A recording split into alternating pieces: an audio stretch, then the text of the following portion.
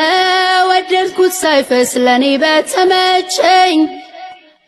የሕይወቴ ጎዳናው ለምን ሲያሰኘኝ ሁሉን አያይዞ ለበጎ ሲያደርግ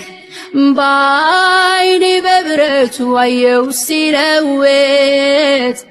እርስትን ሲያድር ነጥቆ ከዚያ ሰነፍ ዘውትር ለሚተጋው ሊያልቀው ሲሰለፍ ትናንት እንደሆነው ዛሬም እንደዚያው ነው ስፍራ ላለቀቀ በቦታው ለቆየው አሜን አሜን አሜን አሜን ያለው ይሁን እሺ እሺ እሺ በቃ ነፍሴ ትረፍልኝ ያለላትን አውቃ